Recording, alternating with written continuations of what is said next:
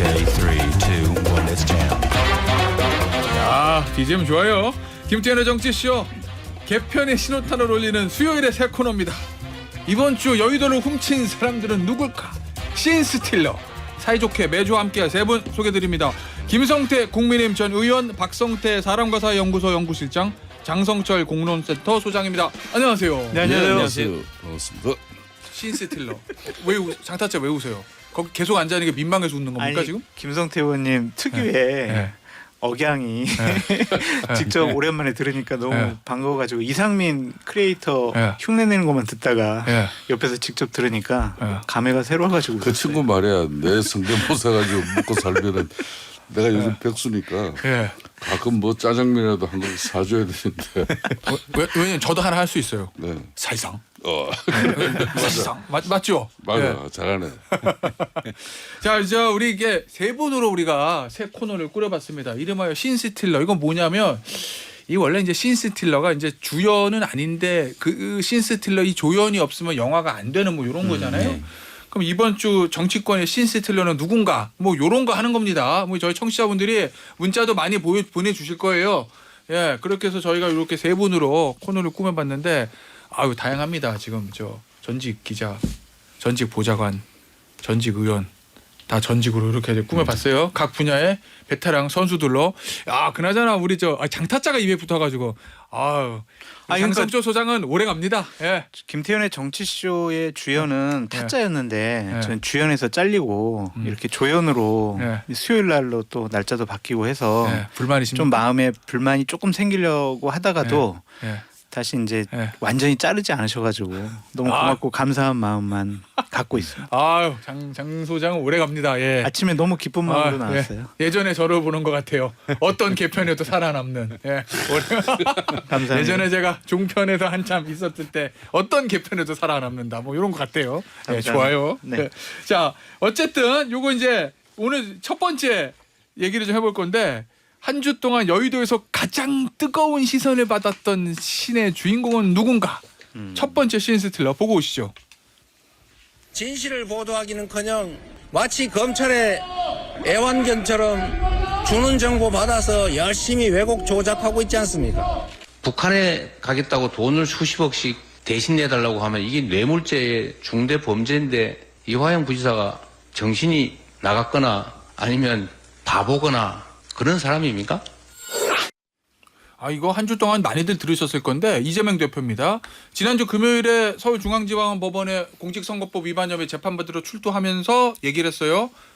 검찰의 언론은 검찰의 애완견이다 이렇게 얘기를 했고 거기에 대한 좀 비판이 좀 있었습니다. 저 초선 의원들은 이재명 대표를 두둔했고 어제는 조금 톤을 낮추긴 했어요. 전체 언론은 아니고 검찰 기사를 받아 쓰는 일부 법조 기자 이렇게 뭐 한정을 하긴 했습니다만은 애완견이란 표현 자체는 이거 뭐 학술 용어다 그러면서 거두진 않았거든요. 어제 뭐 의원님 어떻게 보셨어요? 본인 뭐 조금은 누구트린 입장이었지만 그래도 예. 기자들 너들 똑바로 써라. 내가 틀린 말 했냐. 네. 이런 거였거든요.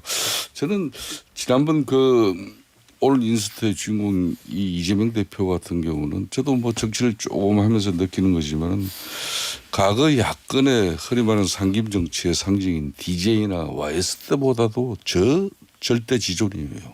이 지존이란 말이 임금을 높여부르는 말이에요. 임금보다 더 높은 말이 지존이에요.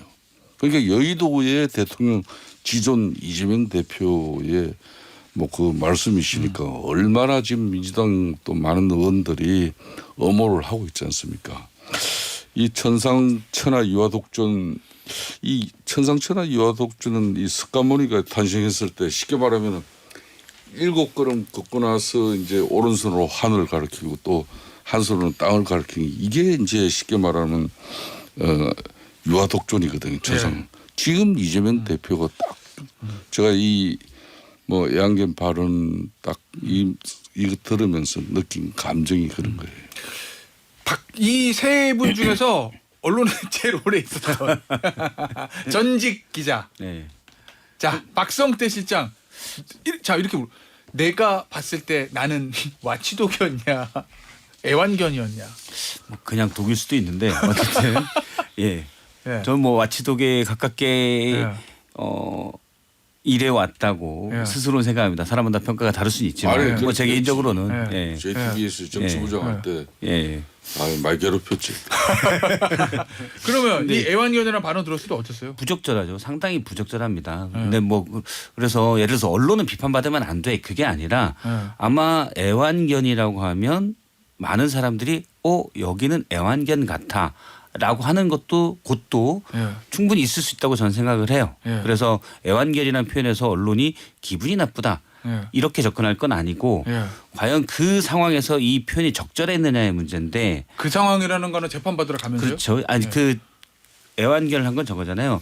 본인의 그 대북송금 관련해 예. 삼자뇌물죄로 기소됐는데 그 전에 이화영 부지사가 대북송금에 대해서 유죄 판결. 판결 받은 걸 그 전 안부수 씨의 판결문에는 주가 조작, 쌍방울의 주가 조작 때문이라고 했는데 예.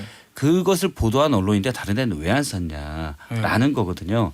그래서 이거는 양측의 주장이 충분히 있을 수가 있고 저도 윤석열 정부 뭐 김건희 여사 문제 신랄하게 비판했지만 물론 해당 기사를 쓴 매체의 해당 기사도 제가 그러니까 쌍방울의 대북송금은 주가 조작 때문이다. 주가 조작을 위해서다. 그 경기도의 대북 사업권이 네. 아닌 네. 그 기사도 제가 꼼꼼히 봤지만 물론 그런 주장도 할 수 있겠지만 그것만이라고 꼭 그것만이라고 단정적으로 얘기할 수는 없을 수도 있겠다라고 생각을 하고 있습니다. 그러면 양측의 주장을 보고 또는 이럴 수 있는 가능성도 있는데 해당 기사를 안 썼다고 해서 애완견이야. 이 프레임이 잘못됐다는 거죠. 어떻게 보면 크게 보면 내 편을 안 들어줬다. 그래서 애완견이다라고 오히려 단순화시켜서 얘기할 수도 있는데 이런 거는 상당히 부적절하고 지금 뭐 정치에서도 그렇고 뭐 양극화돼 있다고 하지 않습니까? 각 극단적인 부분에 또는 뭐 정파든 어떤 주장이든 극단적인 부분에서 그쪽을 따르지 않았다고 애완견이라고 볼 수 있는 점이 많고 그러면 상당히 부적절하죠. 장 소장 봤을 때는 네. 이게 원래 발언이 원고에 없었다는 네, 거잖아요. 네, 네. 원고에는 다른 게 있었는데 거기서 이제 즉석에서 집어넣은 것 같고 어떤 의도가 있었다고 봅니까? 아니면은 조금 감정적으로 격앙돼 가지고 일종의 말실수처럼 튀어나온 거라고 봐요. 그러니까 되게 불안해한 것 같아요. 걱정되는 것도 같고 네. 두려워하는 것 같고 예. 상당히 감정적으로 격앙됐다 이런 예, 거예요. 위기감을 본능적으로 느끼고 있구나. 예. 그러니까 저런 단어가 나오는 거지. 차분하게 냉정하게 내가 당대표로서 언론에 대해서 한마디 해야 되겠다라고 했을 땐 저런 단어를 안 쓰죠. 결국에는 뭐 여러 뭐 손석희 전 앵커도 얘기했다고 하지만 자, 일단 기자를- 고유의 사실관계 차원에서 어제 이렇게 해명했어요. 애완견이랑 표현은 학술적으로 쓰는 비판적인 개념이지 막말은 아니다. 네. 손석희 앵커도 쓰는데 왜 네. 나는 못 쓰냐 이런 얘기도 있었고 네. 일부 애완견 즉 랩독에 해당하는 언론을 두고 한 얘기였다. 뭐 학술적으로 저는 사실 무식해서 와치독은 안 하는데 랩독은 처음 알았거든요. 또 어쨌든 뭐 언론학계에서 와치독도 있고 랩독도 있는데 나 랩독 얘기한 거지. 비하하는 표현 아니다. 뭐 이런 얘기예요. 어제. 이런 의도였다면 네. 그때 이렇게 얘기를 했었어야 돼요. 그때 이거 워치독, 랩독 이런 말들이 있는데 네. 이거를 우리 한국말로 하면 애완견이다. 네. 이게 견제 기능이 있어야지 받아쓰기만 하면 이게 맞는 거냐. 네. 언론분들도 좀 다시 한번 생각해봤으면 좋겠다. 이렇게 했어야지. 네. 그 당시 여러 가지 문맥과 문장을 보면은 상당히 모욕감을 주려는 의도가 있지 않았느냐. 네. 좀 그런 생각이 들어가지고. 학술 용어의 랩독이라기보다는 모욕적 표현이었을 거로 추정한다 이 얘기예요? 그렇죠. 아니 그럼 그 당시에 랩독 있잖아요. 랩독 같은 뭐 이렇게 얘기를 했어야죠. 그러니까 대단히 이화영 전 부지사 1심 판결에 대해서 불안해하고 있구나. 많이 걱정하고 있구나. 전 그렇게 느꼈어요. 알겠습니다. 자, 그런데 그러면 이 사안에 관해서는 주연이 이재명 대표예요. 근데 저희 제목이 신스틸러입니다. 이 신스틸러라는 건 조연이잖아요. 네. 주연을 뒷받침해 준 조연. 그러면 이 사태, 이 애완견 요 사태 여기서 이재명 대표 말고 눈에 띄는 신스틸러 있었어요? 혹시 박 실장? 여러 민주당 의원들이 이 발언에 대해서 옹호하고 나섰잖아요. 예. 예, 그런 부분들이 이제 예를 들어 양문석 의원 같은 경우도 예. 좀 강하게 애완견이라는 표현도 아깝다. 이건 애완견을 조롱하는 예. 거다라고 했었고 그래서 또 다른 멸칭으로 얘기를 하기도 했었고요. 근데 저는 사실 이제 앞서 그거로 보면 그런 거예요. 그러니까 그냥 언론이 양쪽을 비판하게 되잖아요. 물론 권력이 좀 더 비판하는 거고 그렇게 돼 있는데 그런 거 없이 그냥 한쪽 편만 든다. 그러면 약간 극단이 됐을 때 양쪽 극단이 그래서 권력이 될 수 있잖아요. 네. 그러면 오히려 그쪽이 애완견이 아니냐. 일종의 저는 애완견이라는 표현을 뭐 쓸 수 있다고 봐요. 예, 예. 나는 앞서 얘기했지만 이 상황에 그게 맞는 거냐. 내 편 안 들어줬다고 애완견이라는 표현 아니냐. 이게 부적절하다는 거지. 그런 면에서 봤을 때는 오히려 우리가 뭐 여러 언론 심지어 유튜브도 포함해서 많이 보면 한쪽 주장만 대변하는 게 있잖아요. 물론 뭐 어떤 분이 볼 땐 제가 그렇다고 볼 수도 있겠지만 그런 게 오히려 그 랩독에 가깝지 않느냐라는 생각을 합니다. 의원님. 그러면 예. 앞서 의원님들도 예. 자기 권력에만 야당이면 야당, 여당도 여당. 예를 들어 뭐 대통령에게만 또 야당도 대표에게만 충성적이다 너무 예. 맹목적이다. 예. 그러면 오히려 그런 게 랩독의 행태에 더 가깝지 않느냐라고 생각을 하는 거죠. 의원님 그 소위 말하는 보수 언론이라고 부르는 조중동이라고 부르는 보수 언론이 예. 어떤 의도적 의를 가지고 우리한테만 비판적이게 기사를 왜곡한다라는 얘기들을 이제 민주당 의원들이 그동안 좀 많이 해왔잖아요. 그렇죠. 근데 지금은 민주당이 압도적 일당이에요. 예. 뭐 혹자는 이재명 대표를 뭐 여의도 대통령이다 뭐 이렇게 표현하는 정치인들도 네. 있던데 그럼 차기 대선을 3년 앞두고 그 언론에 대한 그 시각들 보수 언론이 우리를 의도적으로 기사를 좀 왜곡한다는 그 프레임 그거를 민주당이 계속 가져갈 거로 보십니까? 그렇죠. 그러니까 지금 현재 대한민국의 뭐 정치 상황은 이미 입법 권력이 네.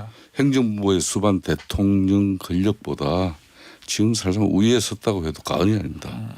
윤석열 대통령 입장에서는 아무리 국정을 지난 4월 총선 참패 이후에 변화시키고 혁신시키고 뭐 이 국면을 좀 벗어나려고 하지만은 뭐 입법 권력이 뭐 특히 정치적으로 정책을 덮어버리는 이 상황에서는 뭐 백약이 묘죠. 그런 측면에서 이재명 대표는 제가 아까 표현을 예. 뭐 이 천상천하 유아독점 같은 그런 지금 현재 이재명 대표의 지존적인 역할은 대한민국에 어느 누구도 없어요. 뭐 그런 측면에서 이번에 그 외환견 발언 이후에 민주당 내에 그 뭐 양문석 의원이라든지 강덕구 뭐 추미애 뭐 특히 가방위 위원장인 최민희 위원장의 그 해명 보십시오. 뭐 기레기보다도 뭐 더 못한 뭐 그런 식으로 차라리 기레기라 그러지 이런 정도의 분위기가 이제 이런 의원들 입에서 이렇게 쏟아져 나오는 것은 정말 지금 뭐 특히 그러면서 어제 이재명 대표의 입장은 이제 언론인 기자들을 갈라치기 했어요. 뭐 기자들 입장에서는 제일 해모스러운 발언이 이 기레기입니다. 알겠습니다. 그런데 뭐 심지어 그 이야기를 그 핵심 참모들이 뭐 서서무시했잖아요. 그러니까 일부 니네들은 그런 소리를 들어도 싸다 이런 식의 분위기는 대한민국 언론을 이렇게 알겠습니다. 입법 권력이 길들이게 하면 안 맞죠. 장 소장 정치권이 있으면서 언론 상대 오래 했잖아요. 자, 근데 언론이 우리만 때려라고 생각하는 건 민주당뿐만이 아니에요. 용산 대통령실에서도 그럼요. 보면 언론에서 국민의힘에서도 보는 데는 비판적인 언론에 대한 어떤 안티 반응들이 있잖아요. 네. 이거 왜 그러는 거예요, 정치권은?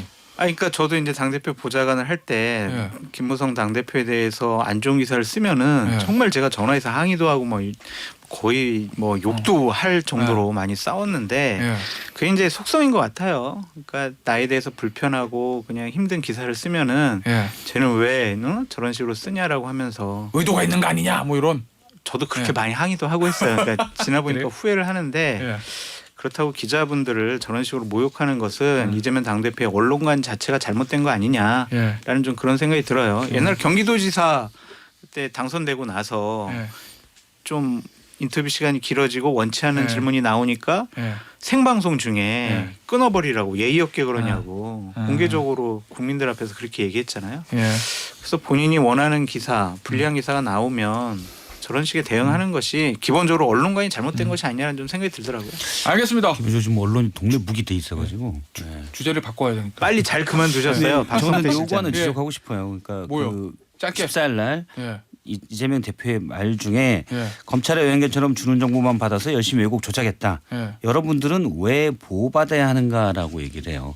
그러니까 여기서 여러분들은 기자, 언론을 얘기하는데 사실은 어떻게 보면 제가 해석하는 편은 일방의 주장을 받아주지 않았다고 해서 언론의 자유 예. 왜 보호해야 되는가라는 쪽으로밖에 안 들리거든요. 이런 건 그냥 인식의 문제가 아니어서 나중에 권력을 잡게 되면 위험할 수도 있는 발상이라고 생각을 해요. 예.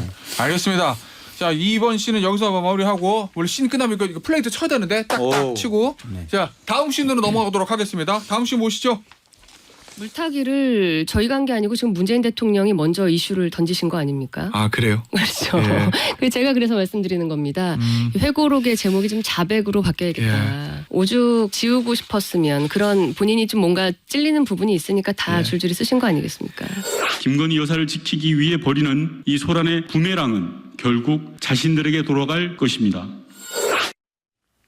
자, 두 번째 신스틸러는 두 사람이에요. 문재인 전 대통령의 배우자인 김정숙 여사가 국민의힘 배현진 의원을 결국 고소했는데 앞서 들으신 음성은 배현진 의원이 저희 정치쇼에 출연해서 저랑 이제 인터뷰했던 부분입니다. 이 문재인 전 대통령 회고록 제목을 자백으로 바꿔야 된다. 이 김정숙 여사의 타지마할 관광에 문제 있다는 걸 인정한 거 아니냐 이런 취지였고 그리고 뒤에 나오는 얘기는 이제 윤건영 더불어민주당 의원의 얘기입니다. 김정숙 여사가 배현진 의원을 고소하겠다는 그런 내용.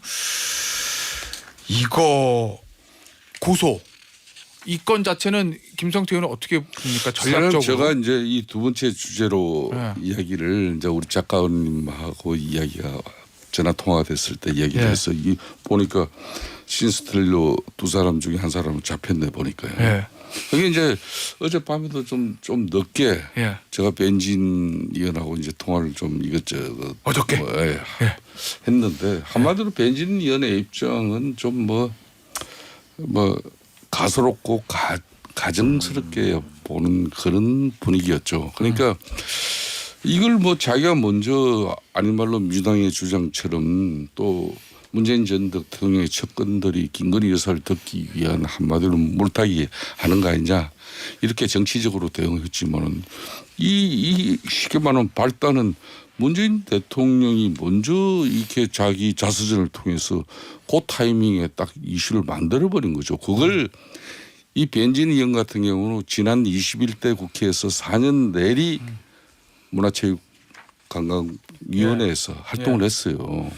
그래서 이제 사실상 이 말고도 지금 이제 문재인 대통령 집권 시절에 김정숙 여사가 관련된 그런 이제 쉽게 말하면 자기 문화체육부 소속의 여러 가지 지금 문제들이 자기 손에 와 있는데 그걸 자기가 분석하고 있는 그런 상황인데 자기가 이거 고소당했다니까 그거 좋다 고소당해서 정말 면밀하게 또 정확하게 이 실체적 진실을 한번 밝히고 싶다는 거죠. 자, 그러면 이 얘기예요.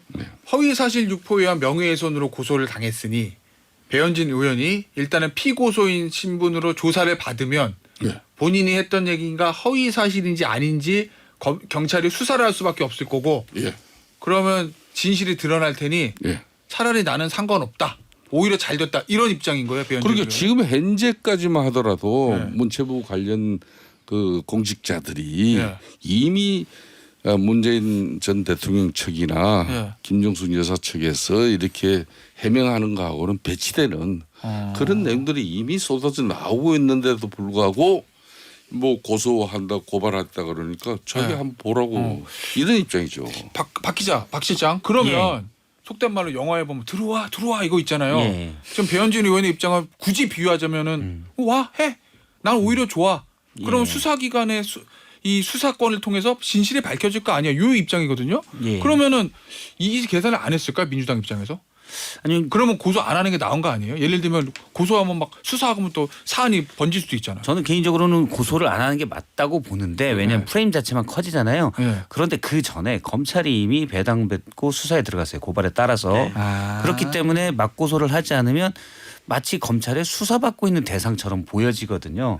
그래서 저는 이 상황에서는 맞대응해서 고소하는 게 맞다라고 그러면 봅니다. 아예 수사가 없었으면 고소 안 하는 게 나은데 아예 수사가 없었으면 그냥 무시하는 게 저 같으면 무시하는 게 무시가 나은데 네, 잘 들었습니다. 그냥 그 정도만 해도 되는 괜히 이슈만 키우게 되잖아요. 누가 봐도 이건 김건희 여사 관련된 물타기죠. 근데 저는 어차피 중앙지검에서 수사 대상이니까 그러면 그냥 수사 대상으로 뭔가 비리나 그런 혐의가 있어서 조사받는 것처럼 보이잖아요. 예. 그러면 처음에 얘기를 꺼낸 배현진 의원을 향해로 고소를 함으로써 저분이 처음부터 이상한 사실을 허위 사실을 유포했다라는 프레임으로 맞대응하는 게 맞다고 봅니다. 배현진 의원은 오히려 처음부터 이걸 노렸냐? 저는 그렇게 보지 않아요. 그냥 공격하다 보니까 이렇게 됐다고 보는데 그게 왜 그러냐면 얼마 전에 CBS가 인터뷰에서 밥값 얘기한 적이 없다라고 얘기했는데 그거 제가 찾아봤어요. 밥값 얘기 하셨어요. 네. 네, 밥값 얘기를 어떤 표현으로 했냐면 페이스북에 뭐 셀프 참여로 어쨌든 인도에 외교를 가면서 4억 가까운 예산을 썼고 그중 6천여만 원은 공중에서 밥값으로 쓴 것이다라고 얘기했고요. 또 뭐 전용기 띄운 것도 부적절한데 국민 1년 연봉을 훨씬 웃도는 비용이 기내식으로 쓰였다는 것에 놀라울 따름이다. 그런데 이제 다른 방송에서는 김정숙 여사 목 밥값을 얘기한 적 없다. 그 얘기는 맞긴 해요. 근데 김정숙 여사 뭐 김정숙 여사가 6천만 원어치를 먹었어 이렇게 얘기하지는 않았거든요. 그런데 네. 어쨌든 기내식을 그렇게 얘기하면서 김정숙 여사가 호화 밥값에 호화 마치 여행을 한 것처럼 비춰지게 얘기하는 맥락상 그래서 뭐 들어와를 유도한 것 같진 않아요. 이거는 약간 고소를 당하니까 그냥 급작스럽게 맞대응하면서 이렇게 나온 얘기 같아요. 알겠습니다. 이 상황에서 우리가 뜻밖의 신스틸러를 찾았어요. 우리 제작진 대단합니다. 예. 검찰이 김정숙 여사에 대해서 수사를 본격화하기로 한 날, 바로 그날 문재인 전 대통령이 올린 사진 4장이다. 여기 기사도 났는데 사진 좀 보실까요? 예, 지금 농사 짓는 사진이에요. 그리고 여기 밑에 해시태그가 반일의 진심, 분홍은 아닙니다만 이만하면 대농. 이거 어차피 보면 그냥 전직 대통령이 낙향해가지고 이제 편하게 농사 짓는 사진인데 그걸 올렸어요. 장 소장. 네. 우리가 정치권에 너무 오래 있다 보니까 이 저 정치인이나 유력 정치인들의 행보에 대해서 과도하게 해석하는 걸 수도 있는데 저거는 그냥 문재인 전 대통령의 일상을 그냥 올린 거라고 봅니까? 아니면은 김정숙 여사에 대한 수사가 본격화된 날 저 사진이 올라가서 뭔가 어떤 정치적 메시지나 의도를 담고 있는 거로 봅니까? 정치적 메시지의 의도가 있죠. 뭐요? 김성태 의원님이 말씀하신 배현진 의원의 생각과 판단과 똑같은 것 같아요. 뭐요? 가증스럽다, 가소롭다 이런 생각을 하는 것 같아요. 예. 아니 난 신경 안 써. 우리가 뭘 잘못했는데 한번 해봐. 해볼 테면 해봐. 예. 이러한 자신감의 표현이 아닌가라는 좀 생각이 들어서 수사에 별로 우리는 달라질 거 없어. 일상을 영위하는 거야 이런 거요? 그러니까 가소롭다는 생각을 하시는 것 같아요. 그러니까 예. 저런 사진을 갑작스럽게 올리는 거라고 보여지고 예. 나머지는 저 광고 끝나고 와서 말씀드리겠습니다. 그겁니다. 근데 배현진 의원의 좀 여러 가지 문제 제기가 적절하냐라는 지적은 좀 하고 싶습니다. 그러니까 저도 김정숙 여사의 인도 방문, 타지마할 방문 비판 많이 했었는데 이게 좀 평론의 영역으로 남겨뒀으면 어땠을까라는 좀 생각이 들어요. 왜냐하면 이게 전례와 선례가 돼가지고 나중에 어떻게 이제 정권이 바뀌든 아니면 정권이 유지가 되든 윤석열, 김건희 여사 해외 순방과 관련해서 야당이 또 문제 삼을 수밖에 없는 그런 전례를 만들었거든요. 얼마 그것이 써냐보다 또 이럴 수도 네. 있다. 그것이 과연 옳은 일인가라는 좀 생각도 들고 네. 또 이번 기회에 영부인의 지위와 역할에 대한 법적인 규정이 있었으면 좋겠어요. 자꾸 법조 막 현행법에는 논란이 생기잖아요. 네. 그러니까 22대 국회 때 하루속히 이러한 논란을 불식시키기 위해서라도 규정을 좀 만들었으면 좋겠습니다. 안 만들어질 거예요, 근데. 네. 예. 네. 앞서 그 사진을 잠깐 다시 볼 수 있어요. 아 그래요? 뭔가 해석이 있으시구나. 아니 저희 해석은 아주 간단합니다. 네. 정무적인 게 많진 않겠지만 만약에 정무적인 게 가미됐다면 예. 저게 이제 감자잖아요. 예. 고구마라면 본인의 심정이겠지만 감자라면 이게 또 다른 메시지가 있는 거 아닌가라는 생각도 들고 근데 부적절한 거는 양파를 또 들고 있어요. 양파는 까독까독. 안 들었으면 싶었다라는 느낌이 좀 들어요. 왜냐면 양파는 까독까독 뭐가 나온다 이런 의미니까. 그래서 정무적 감각이라고 보기에는 완벽하지가 않거든요. 제가 볼 때. 양파는 안 들었어야 된다. 양파는 안 들었어야 된다. 까도 뭐가 안 나올 거니까 까봐라. 까봐라. 이거지. 그럴 수도 있겠네요. 네. 듣고 보니까. 네. 근데 이제 프레임이라는 게 사실 단순해서 예. 양파하면 바로 뭐 너 까봐라 요것보다는 예. 까독까독 뭐가 나오는 걸 좀 양파라고. 있긴 해요. 근데 뭐 그렇게도 해석할 수 있을 것 같아요. 그래서 네. 사진으로만 보면 이게 정무적으로 아주 완벽하게 세팅된 건 아니다. 감자는 좋습니까? 감자는 강렬한 느낌이 있어요. 예. 예. 고구마로 했으면 난 속이 답답해 그러니까 안 되고. 그렇죠. 예. 고구마는 부적절했죠. 예. 예. 아마 문재인 전 대통령이 요 장면을 듣고 있으면 나는 그냥 올린 건데 왜들 저러지라고 그냥 했을 안 수도 올려요. 있다. 절대로 그냥 안 올려요. 정치인들. 진짜? 당연하죠. 아 그래요? 제가 문재인 네. 대통령 같은 경우는 그 드루킹 특검을 관철시키면서 드루킹 특검. 당시 이제 청와대 대응이라든지 대처 방식을 가지고 그리고 이제 특검이라는 거는 법안을 하나 성언할 때 수사 범위 제일 중요한 게 수사 범위거든요. 네. 사실상 그 드루킹 특검은 더 올렸으면 더 끝까지 올라가는 겁니다. 그런데 그걸 뭐 김경수 당시 경남지사선에서 그게 마무리된 건데 그런 측면에서는 그때 그 여러 가지 상황 대처 방식이나 이런 걸 보고 어떤 경우든 문재인 전 대통령 같은 경우는 자신이나 자신들 가족들을 꽤 쉽게 말하면은 뭔가 뭐 상황이 온다면 그거 하나만은 못 찾는 사람이에요. 이 사람이. 그러니까 알겠습니다. 어제 참 재밌는 얘기 들었는데 뭐요?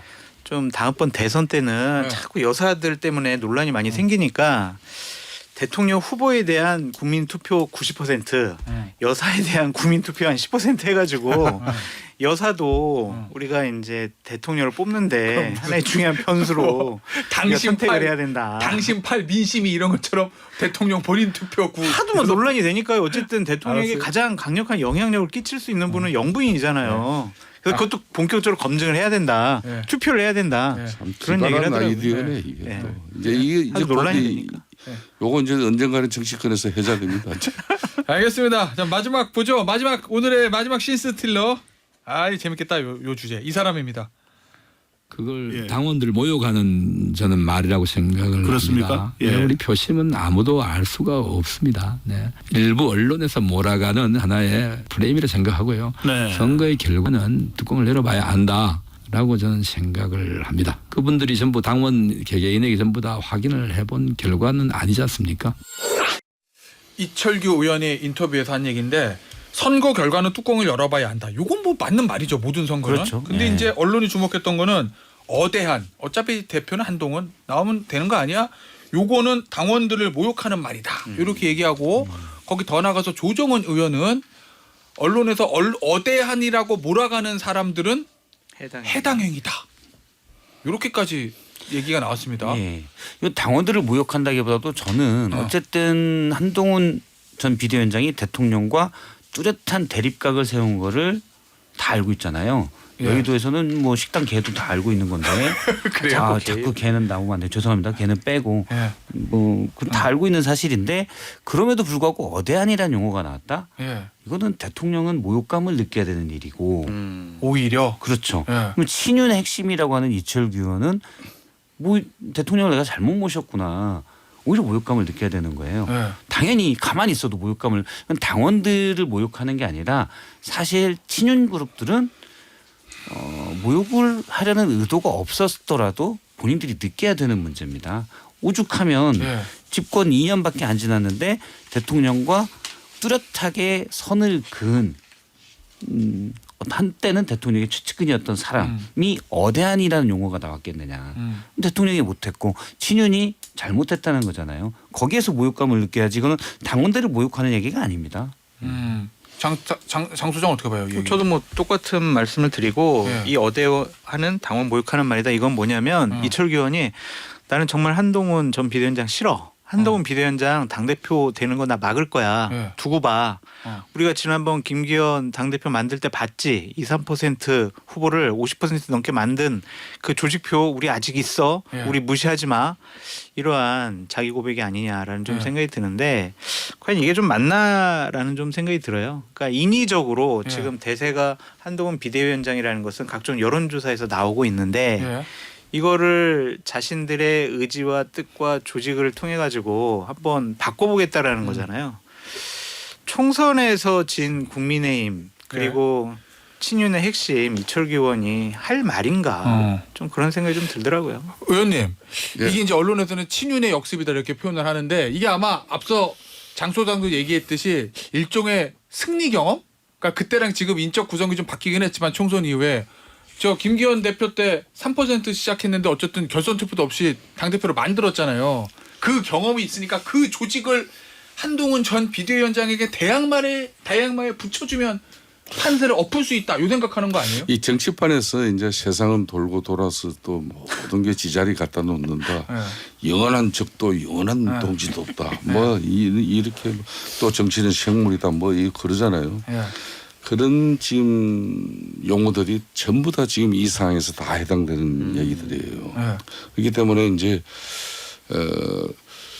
지금 이제 한동훈 전 비대위원장이 이제 대항마로 성정되는 그런 어떤 과정과 절차가 이번 전당대회처럼 뭐 그렇게 이제 거의 생략되고 이제 아무래도 23일 정도면은 이제 등록을 해야 되니까 이제 마지막 이제 결론은 어떤 스크럼이 짜여지고 또 대항마가 서는가 이 이제 그림을 보는데 아무래도 그 중심에는 바로 이 양반이 또 이런 이야기를 하니까 또 이제 이 포커스를 받는데 저는 이러면 괜히 아까 저 김정숙 여사 건도 그렇듯이 이 괜히 키워주는 상황을 이제 자체인 거예요.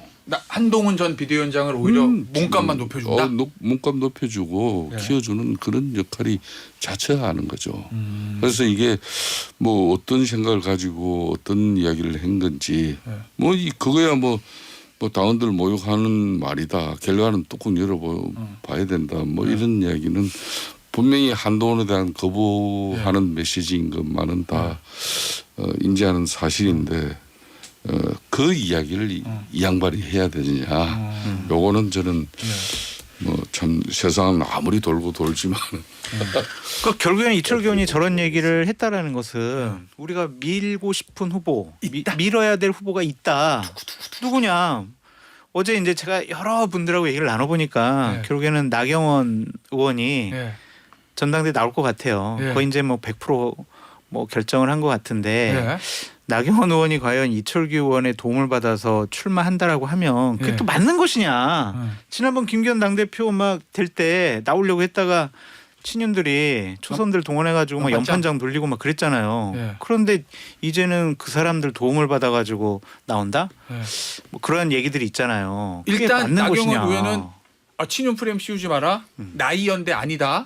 그리고 친윤이든 비윤이든 개파 뭐 표는 가리지 않는다. 뭐 이렇게 얘기했어요. 선을 좀 긋는 모양새도. 제가 듣는 거랑은 좀 달라가지고 좀 당황스럽고. 제가 하는 얘기는 언론에 보도된 거. 그런데 이번 전당대회 같은 경우는 작년 그러니까 이제 김기현 당대표 될 때처럼 그 상황은 절대 될 수가 없습니다. 왜냐하면은 지난 1월 달에 당시 비서실장 이관섭 실장이 상당히 위험한 상황에 처해지는 그런 뭐 그 딱 떠오르는 장면이 있지 않습니까? 그게 이제 한동훈 비대위원장이 전 사퇴하지 않습니다.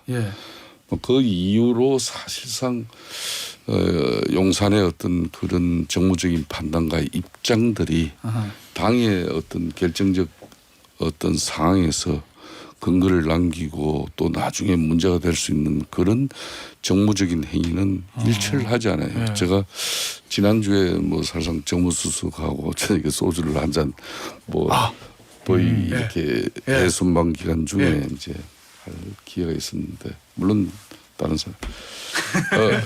근데 제가 느끼는 부분은 이번 전당대회 같은 경우는 어떤 경우든 용산에 개입은 없다. 개입은 지금 배제하려고 하는 게 지금 특히 정진석 비서실장이나 그런 정무 라인 쪽의 생각들이에요. 그런데 이제 그걸 이제 쉽게 말하는 이 흔히 말하는 측근이라고 자처하는 사람들이 또 그렇게 또 선거판을 또 난해하게 만들어 버리면 또 쓸데없이 말려버리는 그런 케이스도 과거에 보면 많아요. 호가호위하는 세력이 있을 수도 있다. 그래서 오직하면은 이 집권당 전당대회 야당은 이게 잘 없습니다. 집권당 전당대회 때는 그냥 대통령실 참모들이 그냥 대통령의 예우를 해순방 일정을 잡고 그러기도 했어요. 과거에는. 알겠습니다. 그런 정도 아무리 가만히 있어도 논란에 휩싸이는데 근데 이번 같은 경우는 상당히 좀 조심스러워하는 분위기예요. 박신아 잠시만요. 장 소장 아까 나한테 그 얘기 잠깐 하다 말았죠. 본인이 들은 거랑 다르다고. 네. 본인은 뭘 들었는데? 그러니까 일단 이철규- 본인이 들은 전원이라고 제가 전원이에요. 전원. 그냥 네. 기자들 사이에 돌아다니는 얘기를 그냥 흘끗 들은 건데 네. 그냥 이철규 의원이 네. 나경원 의원을 친윤 후보로 내세울 것을 결심을 했고 네. 나경원 의원도 그거를 듣고 나는 나가겠다라고 결심을 했고 네. 거기에 이제 보수파 우리 국민의힘 정당에서 조직의 귀재라고 불리는 엘모 씨가 네. 나경원 의원을 돕기로 했다. 네. 그래서 조직표로 지금 어대한을 역전시킬 수 있다. 그런 생각과 판단을 갖고 있는 것 같다라는 얘기를 전해주더라고요. 자 일단 나경원 의원은 아니다라고 하는 취지 얘기를 했고 장 소장의 지금 얘기는 여의도의 기자들 사이에 도는 네. 얘기를 들은 거예요. 네. 박 실장 어떻게 봅니까? 일단 이 프레임 포지션이잖아요. 포지션인데 나경원 의원은 당연히 나는 친윤도 반윤도 아닌 비윤 정도야라고 포지셔닝을 할 거예요. 예. 그런데 물밑에서는 예. 친윤 조직이나 친윤에 들어가서 일단 한동훈 위원장의 대항마로서 어허. 그러면 사실 그쪽이 비윤보다는 그냥 친윤에 가깝게 되거든요. 예. 근데 바깥 그러니까 외부적으로 공표하기에는 나경원 의원이 난 친윤이 아냐라고 생각했지만 친윤의 도움을 받아서 물밑으로 되기가 십상이고 근데 국민들이 유권자에 따져 볼 때 친윤이냐 아니냐는 거는 나는 아냐가 아니라 어떤 메시지를 내고 어떻게 행동하느냐에 따르거든요. 그런 메시지를 나경원 의원이 내야 되는데 강하게 낼 수 있느냐? 요건 의문이에요. 알겠습니다. 자 오늘 신스틸러 첫 번째 시간 여기서 마무리하도록 할게요. 김성태 전 국민의힘 의원, 박성태 사람과 사회연구소 연구실장, 장성철 공론센터 소장이었습니다. 감사합니다. 감사합니다. 감사합니다. 고맙습니다.